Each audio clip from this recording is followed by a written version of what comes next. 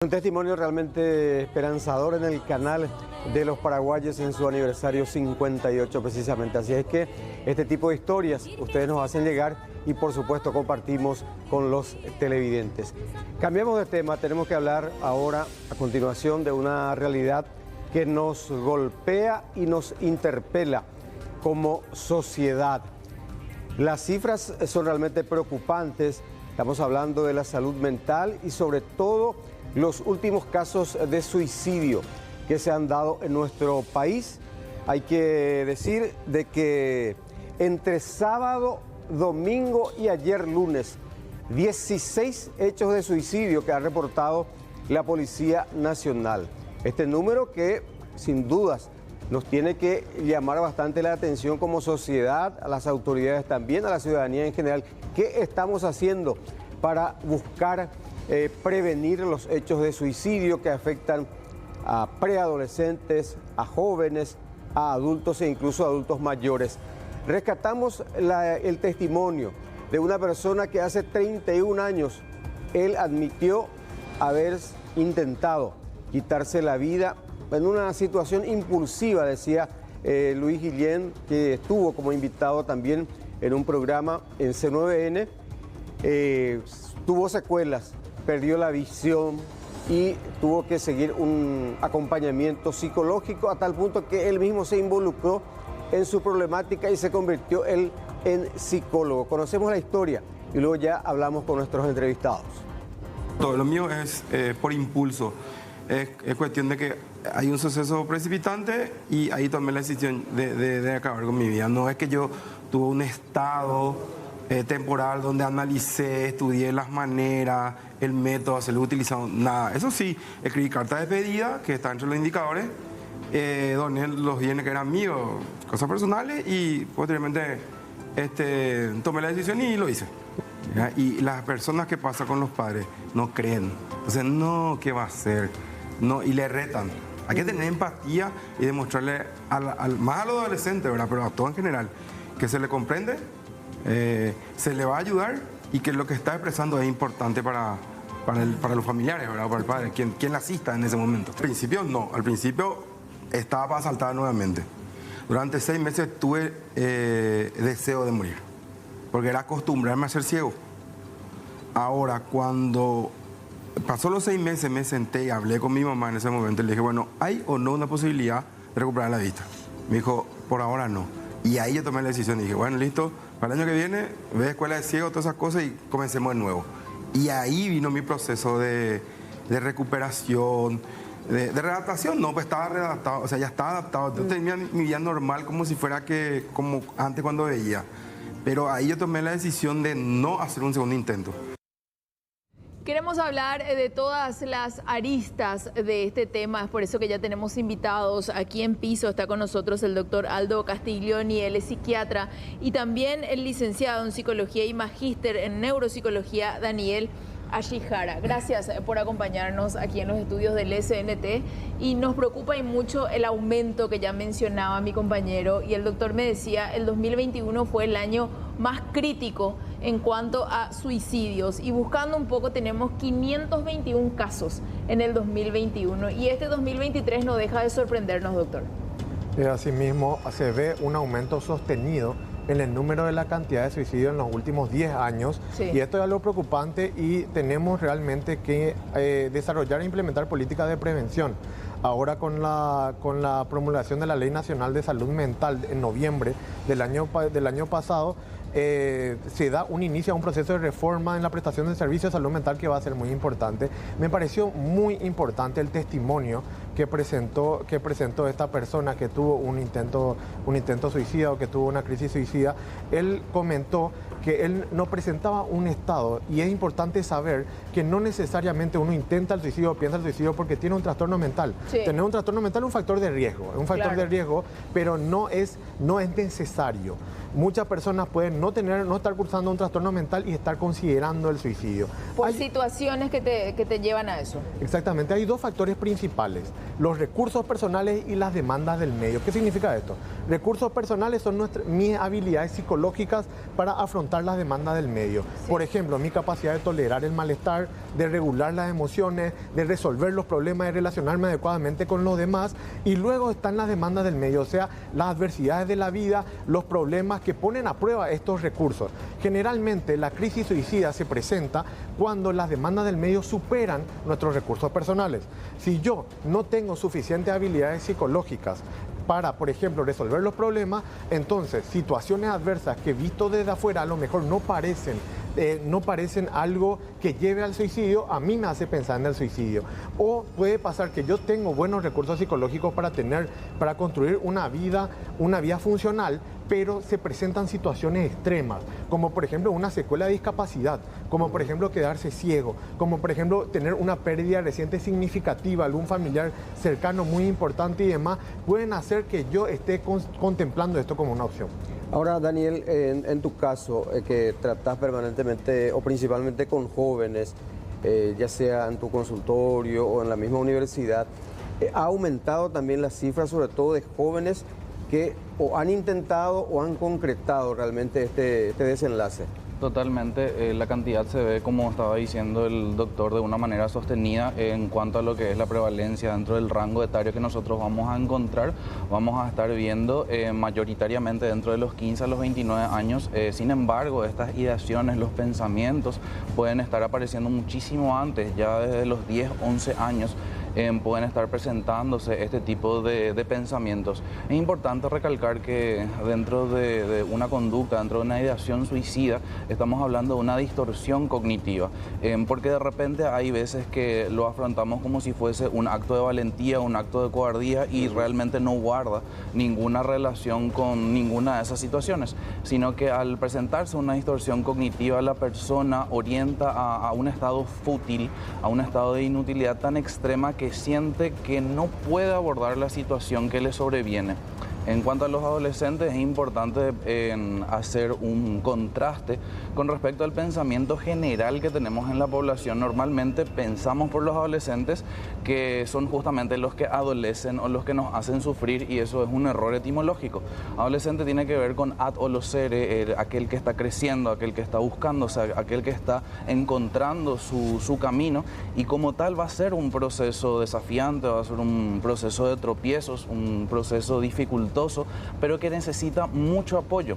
No podemos comparar lo que eran las generaciones anteriores con las actuales. De repente frases como, pero yo a tu edad realizaba esto, pero yo... Bueno, esas comparaciones. Pero ¿cómo no vas a poder con esta situación? O incluso de repente, pero no es para tanto, ¿por qué te altera tanto? ¿Por qué llegas a esa situación en donde lo que hacemos es o contrastar el pensamiento que tiene de una manera muy, muy agresiva, de una manera de una confrontación muy directa, en donde no damos justamente oportunidad a que este adolescente pueda expresarse y por otro lado adoptar, que sería lo correcto, ¿verdad?, una actitud de escucha activa, en donde yo pueda permitirle a ese adolescente expresarme lo que está sintiendo en ese momento con sus palabras y poder validar la emoción que está representando. Y buscar ayuda.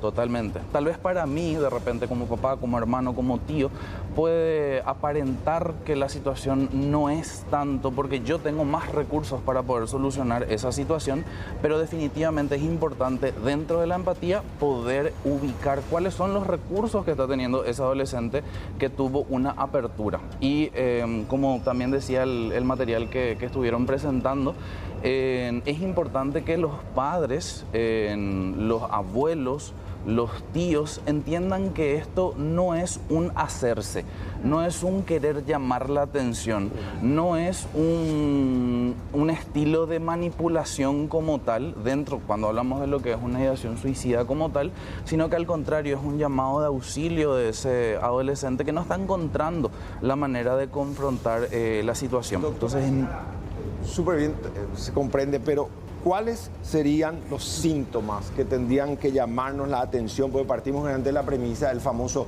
no pensé que iba a ser y se queda con eso, incluso con un sentimiento de culpa. Tanto pudimos ayudarlo, pero es probable que no pudimos captar en qué momento se dio ese disparo en su mente para que asuma una medida tan drástica? Bien, los cambios conductuales, los cambios comportamentales son los que más nos tienen que llamar la atención en cuando de repente anteriormente disfrutaba de ciertas actividades y ahora mismo ya no lo está disfrutando. Si, por ejemplo, su comida favorita, que siempre le gustaba, yo le presento ahora y me dice, no lo quiero, o de repente actividades que estuvo realizando de repente frecuentemente, en donde socializaba y se divertía, de repente ahora comienza a presentar un aislamiento, cuando de repente tiene cambios conductuales drásticos en cuanto a la afectividad, que de la nada viene y te abraza o te dice algún tipo cuando no era su estilo de conducta habitual, y dentro de eso también como tal la manifestación directa, ¿verdad? Quisiera trascender, quisiera morir, quisiera pasar a otro estadio, o tengo este pensamiento. Esas son las situaciones que tengo que tomar en cuenta como signos de riesgo. Licenciado, ahí que mencionas eso, cuando la gente dice, no, cuando manifiesta que se quiere suicidar o que se quiere matar es porque no lo va a hacer, que no va a tener la valentía de hacerlo. ¿Verdad? Eso es un error. Eso es un error totalmente. Realmente las estadísticas nos orientan a que de 10 personas que lo manifiestan, 8 es muy probablemente que lo cometan. Entonces, al contrario, es un signo de riesgo, es un signo que hay que atender, algo que hay que evaluar también dentro de esta situación cuando un adolescente tiene una apertura con otro adolescente, sí, o de repente con algún familiar con que tienen confianza. Algo que puede también presentarse es, pero no le cuentes a mamá, pero no le cuentes, sí, a papá, pero no le cuentes o incluso de repente con docentes en la escuela. Es muy importante poder orientar, y dentro de esto tenemos que romper el estigma, el pensamiento de lo que abarca lo que es la salud mental, tanto desde el área psiquiátrica como tanto desde el área psicológica. Realmente la evidencia de que podemos acercarnos a un buen término es la multidisciplinariedad. Necesitamos tanto la farmacoterapia, necesitamos tanto la psicoterapia, y es algo que tenemos que romper. Entonces, cuando un adolescente o incluso otra persona adulta llega a manifestar, ¿verdad?, pero no le cuentes o que quede entre nosotros, es importante poder expresar: tengo la intención de ayudarte, no tengo los recursos, busquemos los recursos. Cuando yo puedo romper esa distorsión cognitiva de la que hablaba al principio, en la distorsión cognitiva lo que pasa es que yo emito un juicio erróneo con una excesiva exigencia hacia mi persona o hacia los demás. O sea, yo exijo mucho de mí, yo tengo que poder, o la sociedad debería poder adecuarse a situaciones que yo solicito, y cuando eso no sucede, entonces caigo en una desesperanza de no tiene sentido de que me marquen más objetivos. Cuando accedemos justamente a una atención profesional es que podemos romper esa situación. ¿Y en qué momento se instaló en este inconsciente popular que no tenemos que hablar de suicidio? Especialmente nosotros veníamos como que encorsetados en los, sí, medios de comunicación, porque pues, se partía probablemente de una falsa premisa que virtualmente podríamos estar impulsando a aquella persona que estaba en la duda. Claro. Ustedes que son profesionales, ¿qué es lo que hay que hacer? Porque estamos desesperados por los números que disparan. Claro, ¿cuál debería ser el abordaje justamente el doctor los medios? Mencionaba fuera del aire que tiene un libro incluso con respecto a ese tema, doctor. Se llama El suicidio y los medios de comunicación. Hay un fenómeno con relación a la conducta suicida que se llama efecto Werther, o fenómeno de imitación con relación a la conducta suicida, que básicamente consiste en un fenómeno de modelado, que un suicidio sirve de modelo para sucesivos suicidios, ¿verdad? Esto se vio con muchos estudios que demostraron que cuando en un diario se publica una noticia referente al suicidio, ya sea en la tapa o en la contratapa, aumenta de manera significativa la cantidad de suicidios en el mes posterior. También se vio esto con el manejo con la difusión a través de redes sociales y demás. Y es importante manejar esto porque la evidencia nos dice también lo que sí hay que hacer. Sí. No es peligroso publicar mal, y también está mal no publicar. Claro. Este es un tema del que hay que hablar. Lo, claro, importante es el cómo. Y hay ciertas estrategias que fueron puestas a prueba y que favorecen la prevención del suicidio, maneras de hablar del suicidio. ¿Cuáles son las principales? Las principales recomendaciones internacionales son: no publicar noticias referentes al suicidio en la tapa ni en la contratapa, no mostrar fotos ni videos de un suicidio, no mostrar fotos de no mostrar fotos de notas suicidas, no hay que dar justificaciones simplistas a un suicidio, como por ejemplo se suicidó porque le dejó su esposo o su esposa o perdió su trabajo. No se debe mostrar solamente cualidades positivas de la persona que se suicidó, no se puede mostrar solamente sus virtudes, sino también hablar de los factores que probablemente contribuyeron para el suicidio, como la presencia de trastornos mentales sin tratamiento o consumo problemático de sustancias. Y siempre que se da una noticia referente al suicidio, tiene que haber una información de un lugar o alguna forma de obtener ayuda, siempre. Sí. Si nosotros vamos a informar que hubo tantos suicidios en el fin de semana, esa ya es una noticia referente al suicidio y tiene que haber un lugar. Si se siente vulnerable, puede acudir a tal lugar. Esto es sumamente importante y hay algo interesante que se dio con una serie muy difundida y que rompió récord en su época, que es 13 razones por qué, que estaba a través de la plataforma Netflix, y que cuando salió la primera temporada, esta serie trataba de una chica que se quitó la vida y se mostraba explícitamente su suicidio y también las justificaciones de por qué ella lo hizo, y muchas sociedades científicas e instituciones saltaron en contra de la producción de la serie y dieron ciertas recomendaciones que fueron tomadas por la producción a partir de la segunda temporada, y los que vieron la serie se habrán dado cuenta que hubo ciertos cambios. A partir de la segunda temporada, al inicio y al final de cada capítulo, salían hablando los actores de la serie, comentando que era una serie de ficción, y siempre mostraba una forma, un lugar a la cual se podía acudir en el caso de sentirse vulnerable. En Paraguay, sí, hay lugares donde acudir, donde nos van a atender, donde vamos a poder recibir esa contención, claro. Sí hay lugares, están los lugares del sistema público y del sistema privado. Esto se tiene que mejorar. La situación de la prestación de servicios de salud mental en Paraguay es muy precaria.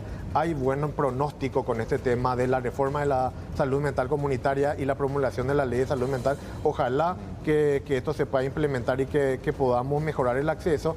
Hay un proyecto que tiene que ver con una línea de atención al suicidio a las 24 horas, que ya se está trabajando desde el 2021 y que ojalá dentro de poco también se pueda implementar. Que hablaba ya de la ley del año 2018, estamos en el 2023, todavía no se implementa esa línea de 3 dígitos. O sea que de última 911 entonces, doctor. Sí, también se puede llamar, también se pueden llamar a la línea de emergencia. O sea que actualmente no hay un número donde yo llame y me atienda un psicólogo o un psiquiatra. No hay. Eso es lo que se debería implementar. Se debería. ¿Y en cuánto tiempo crees que eso se pueda dar, doctor? Y ojalá que lo más rápido posible. ¿Cuál es la instancia que debe definir eso, doctor Castiglioni? Esta es la instancia que debe definir el Ministerio de Salud. El Ministerio de Salud como es el que... rector. Como ente rector. Sí. Y a través de CONATEL, en fin. Hay formas. Claro. Pero lastimosamente eso está en el olvido. Repito, Sí. Es una ley del año 2018 de prevención y atención a personas en riesgo de suicidio, dice el acápite de la norma, pero quedó allí. Pero quedó en las letra buenas muerta. intenciones. Lo que sí queremos decir y queremos insistir es que todo tiene una solución en esta vida. Quizás sea una frase muy gastada ya, pero es realmente así. La muerte es lo único que no tiene solución y no es el camino para las personas que pueden realmente salir adelante. De verdad, muchísimas gracias por acompañarnos aquí en los estudios del SNT. Muchas gracias por la invitación.